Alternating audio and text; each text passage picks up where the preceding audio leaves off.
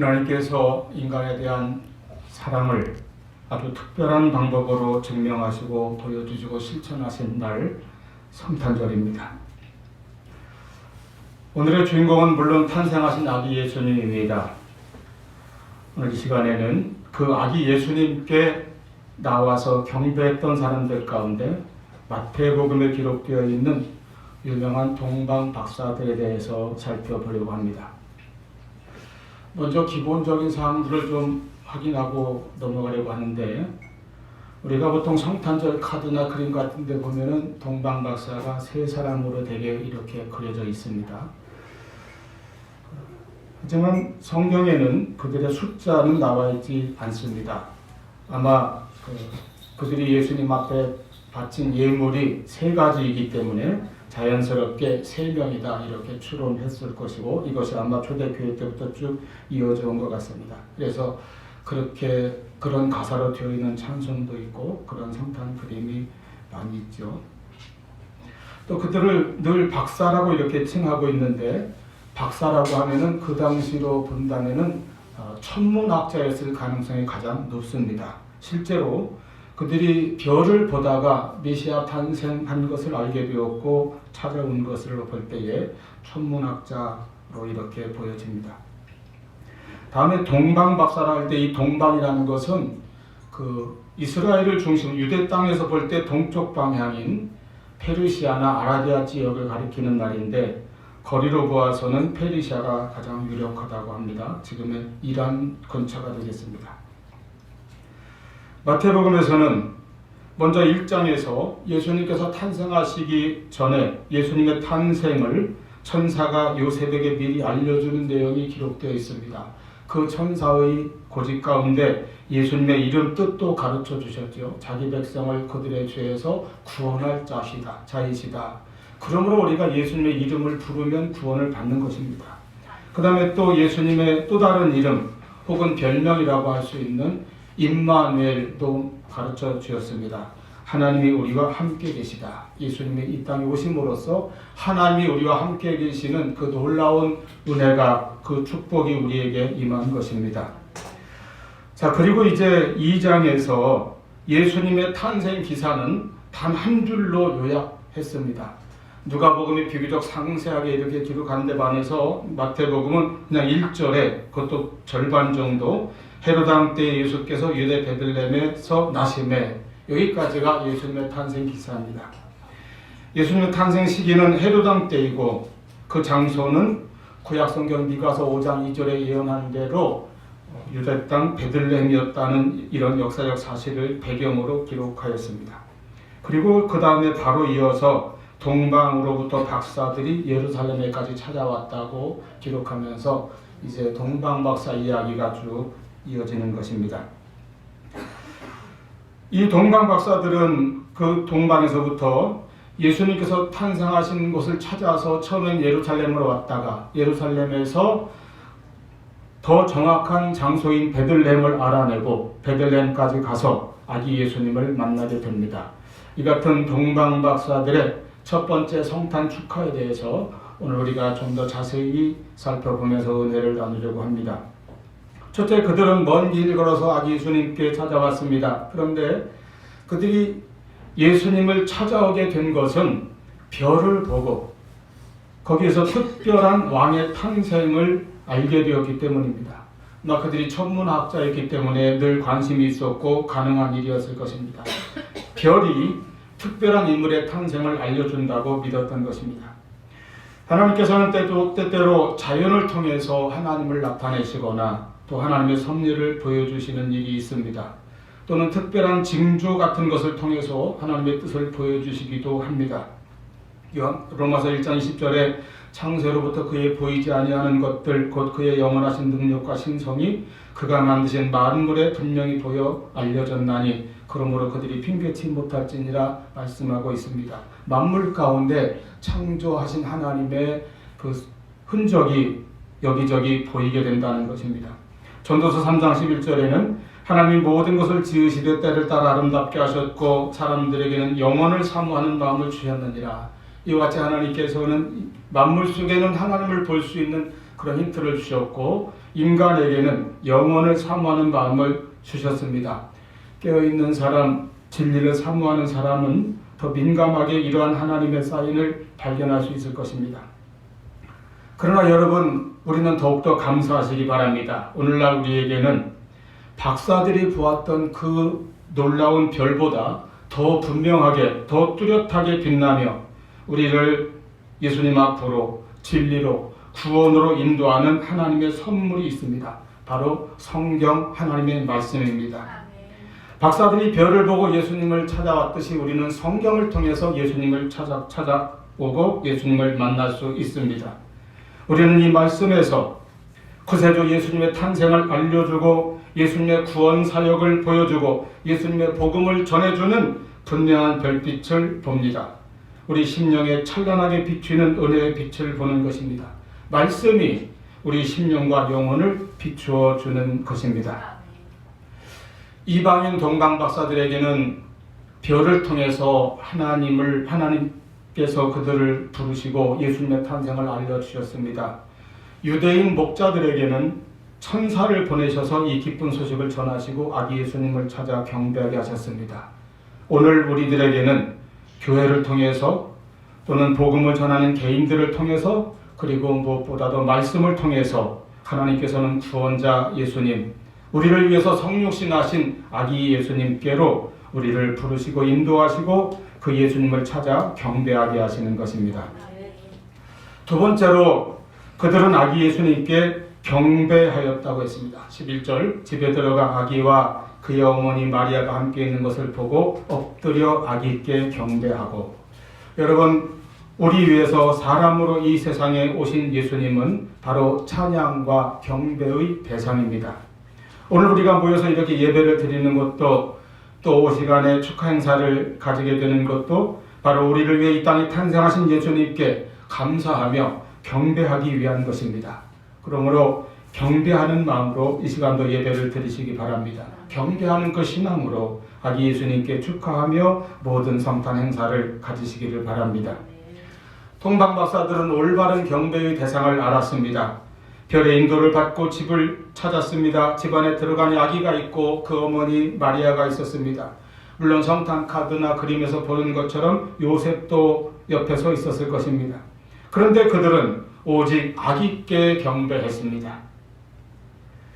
그 아기가 우리를 구원하시려고 이 땅에 오신 구주 예수님이기 때문입니다. 올바른 신앙과 경배의 대상을 알아야 하고 그 대상 되시는 주 예수 그리스도께 우리는 올바른 신앙 고백과 감사와 사랑과 경배와 헌신을 드려야 할 것입니다. 박사들은 헤롯 왕을 만났지만 그에게 경배하지 않았습니다. 성경에 아주 박식한 율법학자들에게도 경배하지 않았습니다. 자기들을 인도해준 별에도 경배하지 않았습니다. 갓난아기를 안고 있는 어머니 마리아에게도 경배하지 않았습니다. 그들은 가장 작고 약한 어린아기, 그 아기에게 경배하였습니다. 그분이 바로 우리의 구세주 예수 그리스도이십니다. 할렐루야. 특별히 오늘 우리 이 아침 우리 구주 예수님의 탄생을 축하하며 우리도 마음을 다하여 예수님께 축하와 경배를 드리시기를 바랍니다. 세 번째로 그들은 아기 예수님께 예물을 드렸습니다. 동방 박사들이 예수님께 드린 예물에 대해서는 많이 들어보셨죠? 황금과 유향과 모략, 이 세 가지입니다. 우리들에게는 사실 우리 일상생활에는 조금 익숙하지 않은 선물들입니다. 하지만 이 예물들은 아기 예수님이 장차 이 땅에서 어떤 인물이 될 것인지를 상징적으로 보여주는 예물들입니다. 동방 박사들이 예수님께 바친 예물 하나하나가 바로 예수님을 상징하는 예물들이며 예수님께서 앞으로 하실 일에 대한 예표가 되는 것입니다. 먼저 황금은 왕권을 상징합니다. 황금을 왕의 금속이라고 하죠. 동서고금을 막론하고 왕은 황금관을 쓰고 황금호를 듭니다. 예수님께 황금을 드렸다는 것은 유일하신 왕으로서의 예수님께 경배하는 신앙 고백을 표현하는 것입니다. 예수님은 땅에 태어난 사람 중에 저 위대한 분 정도가 아닙니다. 예수님은 만왕의 왕이시며 만유의 주이십니다. 빌립보서 2장 6절 7절에는 예수님께서 자기를 비우시고 낮추신 말씀을 기록하였습니다. 하나님과 본체시지만 동등됨을 취할 것으로 여기지 아니하시고 자기를 비워 이 땅에 오셨습니다. 그랬더니 그 결과 9절 10절에서는 이러므로 하나님이 그를 지극히 높여 모든 이름에 뛰어난 이름을 주사 하늘에 있는 자들과 땅에 있는 자들과 땅 아래에 있는 자들로 모든 무릎을 그의 이름 앞에, 예수의 이름 앞에 꿇게 하셨다고 말씀합니다. 예수님은 이 세상의 모든 왕국이나 제국 위에 존재하는 왕이십니다. 누구와도 견줄 수 없는 유일하신 왕입니다. 이렇게 예수님이 왕으로 오셨는데 헤롯은 그 예수님을 대적하였습니다. 찾아 죽이려고 하였죠. 그는 자신의 권력을 위해서 왕이신 예수님을 거절하고 대적한 것입니다. 이 세상에는 이렇게 헤롯처럼 하나님을 거역하고 예수님을 대적하는 사람들도 많습니다. 자기 권력을 위해서, 자기 자신을 위해서 나에게는 하나님도 필요 없고 예수 그리스도도 필요 없고 내가 왕이다. 돈만 있으면, 권력만 있으면, 내 재주, 내 재능, 내 실력, 내 성공만 있으면 예수 없이도 인생 얼마든지 행복할 수 있다는 그런 생각에 빠져서 왕 되신 예수님을 거부합니다.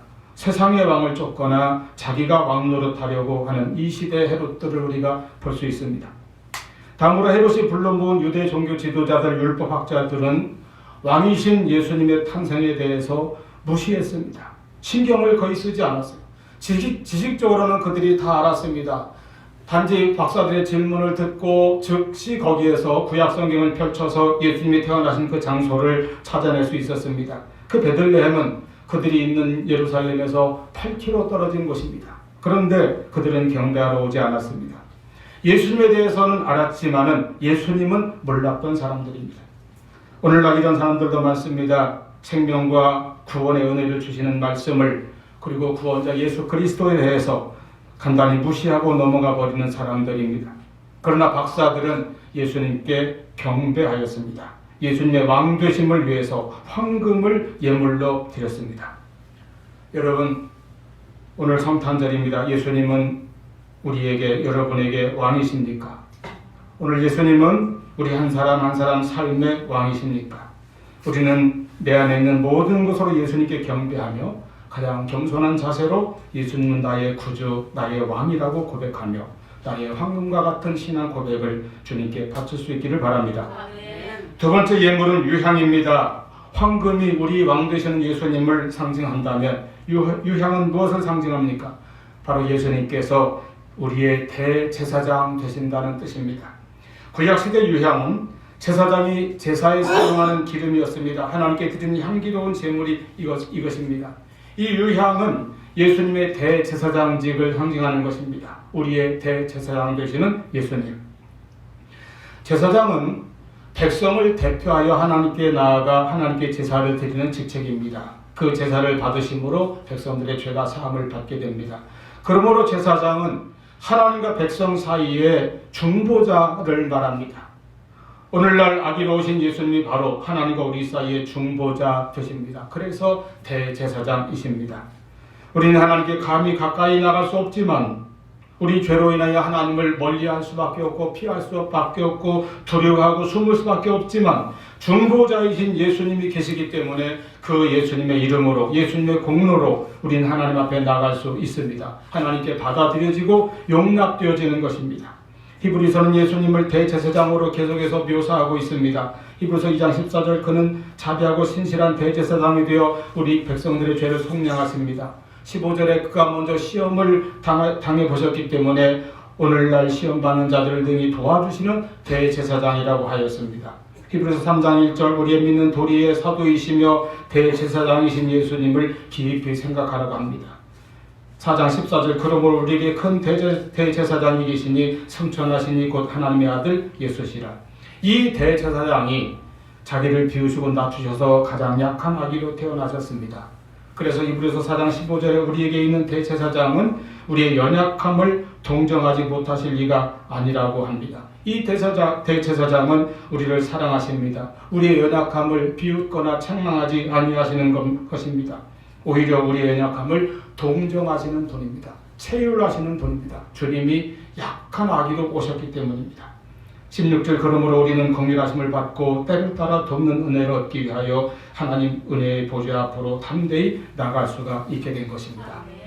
우리의 중보자 예수님은 우리를 이해하시고 돌보아 주시기에 우리는 그 은혜를 힘입어서 거룩하신 하나님의 은혜의 보좌 앞에 때를 따라 돕는 은혜를 얻기 위하여 두려움 없이 담대하게 나갈 수 있게 된 것을 믿으시기를 바랍니다. 세 번째 예물은 모략입니다. 모략은 어떤 유대 땅에 있는 어떤 특별한 나무의 진액에서 만들어진다고 하는데 때로는 소독제로도 쓰이고 약품으로도 쓰이지만 가장 중요한 용도는 뜻밖의 시체의 방부 처리제로 가장 많이 사용되었습니다. 실제로 예수님 장례 때에도 요한복음 19장 39절에 보면은 니고데모가 모략과 침향 섞은 것을 100리터라 정도 준비했다고 기록되어 있습니다. 그러므로 모략은 무엇을 상징합니까? 예수님이 우리의 치료자 되시고 특히 우리의 영혼의 병인 우리의 죄를 담당하시려고 대속의 죽음을 당하실 것을 상징하는 것입니다. 아기 예수님께 몰약을 드렸다는 것은 예수님의 장례를 준비한 것입니다. 이제 태어난 아기의 장례를 준비하는 거예요. 이것이 무엇입니까? 우리의 대속주로 오신 주님께서 장차 우리의 모든 죄를 담당하셔서 십자가의 고난과 죽음 당하신 것을 상징적으로 보여주는 것입니다. 이사야 53장 6절 우리는 다 양 같아서 그릇 행하여 각기 제 길로 갔거늘 하나님께서는 우리 모두의 죄악을 그에게 담당시키셨습니다. 예수님께서 나의 죄 때문에 십자가에서 보혈을 흘리시고 죽임당하셨다는 것을 믿는 것이 기독교 신앙입니다. 그러므로 우리가 오늘 예수님의 탄생을 축하하지만 박사들과 마찬가지로 모략을 예수님께 드리면서 나의 죄를 위해서 대속의 죽음을 당하신 예수님을 믿고 의지하고 그 예수님께 나아가시기를 바랍니다. 예수님은 모략이 되셔서 우리의 죄를 속하시고 우리의 모든 아픔과 상처를 치료하시는 분입니다. 아마 박사들이 이방인들인 그들이 이와 같은 깊은 의미를 알지 못했을 수도 있습니다. 그러나 하나님께서는 그 거룩한 섭리 안에서 수천리 떨어진 동방으로부터 이들을 보내시고 이러한 예물을 바치게 하셨습니다. 그리고 이 예물을 통하여 이 세상에 오신 예수님의 속성과 예수님께서 하신 일을 예언적으로 선포하신 것입니다. 우리의 왕 되시는 예수님, 우리의 대제사장, 중보자 되시는 예수님, 그리고 우리의 죄를 위하여 고난당하시고 대속의 죽음을 당하시고 그럼으로써 우리를 구원하시는 예수님을 상징적으로 보여주시는 것입니다. 여러분, 오늘 우리도 예수님께 이 예물을 드려야 합니다. 모략을 드려야 합니다. 우리의 죄를 담당하신 예수님의 공로를 믿고 의지하며 우리의 죄를 고백하고 회개함으로 죄사함 받는 은혜가 항상 충만하기를 바랍니다. 이 향을 드려야 합니다. 우리의 중보자 되신 예수님, 그 예수님의 이름을 믿고 의지하며 하나님 앞에 담대히 가까이 나가시기를 바랍니다. 우리의 황금도 예수님께 드려야 합니다. 나의 왕 되시는 예수님, 우리 삶을 통치하시는 예수님의 왕권과 주권을 인정하고 복종하는 믿음을 항상 고백하시기를 바랍니다. 이러한 신앙 고백이 탄생하신 아기 예수님께 드리는 우리의 가장 귀한 예물이 될 것입니다. 기도하시겠습니다.